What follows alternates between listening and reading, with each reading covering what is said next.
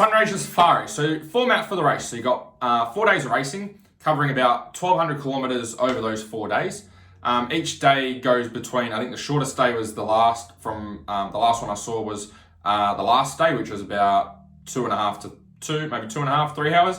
And some of the longer days were up to 5 hours, depending on obviously your riding speed and the particular loop that you're doing on a particular day.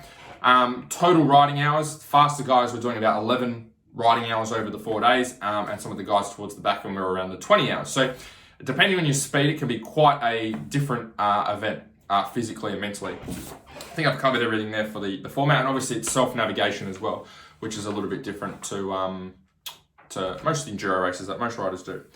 For those of you, so what I'm going to go through in this video, make sure we get a little bit tidy, is just 3 things that you can focus on with your preparation to make sure that you're ready to go for 4 days.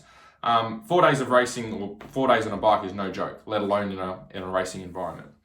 For those of you that are new to the channel, my name's Andrew Hammer. Struggled with riding and racing fitness for 14 years of racing. So hopefully this video helps you to go out there and enjoy the Sunraysia Safari a little bit more. First thing I've got written down is strength. Now, depending on what type of bike you're riding, like let's say you're riding a 500 and you've got an oversized fuel tank on there, you're looking at well over 100 kilos, okay? You're looking at maybe 110, maybe 120 kilos.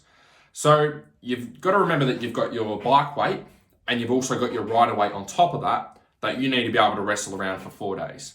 So that's a lot of weight, okay? You've got a 100 kilo bike, let's say you weigh 80 kilos, 180 kilos minimum, okay? And let's be honest, there's probably more. So you need to be able to wrestle around 180 kilos for 3, 4, 5 hours a day, and then be able to do that back to back to back, which can be tough. So there's no amount of running, there's no amount of cycling, there's no amount of body weight squats you can do, or no amount of push-ups or sit-ups you can do that's going to allow you to develop the strength that you need to wrestle around 180 kilos for 4 days. The only way to get on top of that is to do strength training and get yourself stronger. So some things that you can do, like obviously it's hard with weight training because you don't want to do the wrong stuff and get big and bulky and not really see the transfer on the bike. So you want to be using exercises that get the whole body working together as one system. So some great exercises that you can start with, things like barbell back squats, deadlifts with a bar, bent over rows with the bar, overhead press with the bar, bench press with the bar, are a great starting point.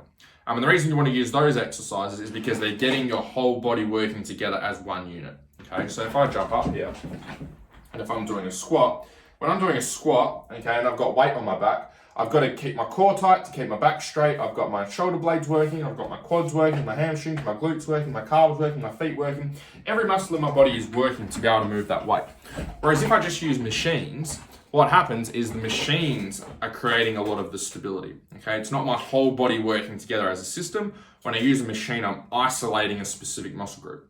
And that's not how the body works when you go and ride. That's why riding's so hard. So that would be the first thing. Prep tip would be get stronger. Second prep tip is bike time. Easier said than done for our sport, isn't it? Because it's not like kicking a football where you can just kick a footy in the backyard or, finish work for the day and go down the road and have a kick. It's like, it takes a lot of time and effort to get out riding. And it's very hard to be able to find good areas to ride and also to be able to ride for the length of time that maybe we'd want to. So bike time is important. So I'll speak in terms of what I recommend, and then it's just up to you to find a way to get as close to that as you can. So if you're doing 4 days of riding, you're doing 11 to 20 hours in 4 days. That's a lot of riding, right? So for you to be at your best, we need to be able to accumulate as many hours as we can at a good pace out on the bike. So what does that mean? It means getting comfortable in that 3 to 5 hour range of riding. And if you can, being able to back that up for multiple days with some of your practice rides. So if you can get out on a Saturday and a Sunday and do, if you work Monday to Friday and you can get out on a Saturday and a Sunday, go and do a 3 or 4 hour ride on Saturday and then a 3 or 4 hour ride on Sunday. Ideally, if you're a factory rider and this is what you do for a living, then you'd be able to get out riding most days anyway, and the fitness side and bike time is probably not going to be a problem. Where it is a problem is where you've got a day job or this is a hobby and something you enjoy doing and you've still got to do something else. So longer rides. Common mistake I see here is people will do shorter rides, okay? Or they take lots of breaks all the time, or they go and ride with people that aren't racing and it's more casual. And then they get to the event for 4 days and they've got a specific goal of where they'd like to finish up for the 4 days, and then it just becomes surviving, okay? It just becomes getting through the days. And that's because the bike time and the prep wasn't done properly out with the riding. So it doesn't mean you need to be riding 4 days in a row all the time. It just means accumulate longer rides, get your body comfortable being on the bike for that long, and know what it feels like. Third tip is practice your nutrition strategy. So when you go and race, racing is not the time to be testing out new stuff for your nutrition, okay? That's completely different to what you've done before. The best time for us to test out our nutrition is when we go practicing, okay? So when you do these longer rides, or you get out for the 3, 4 hour, 5 hour ride on the weekend, test your nutrition as if it's a race day. Go, all right, I'm pretending this is a race day for 5 hours. How would I fuel myself on a race day? Okay, I'd probably have a carb gel. I'd fill my Camelback up with Powerade, or I'd put protein in my Camelback, or I'd have protein bars, or whatever it is, the strategy that you use. Test it, okay? Because this is where you're going to find out whether what you're doing is going to help or hinder you.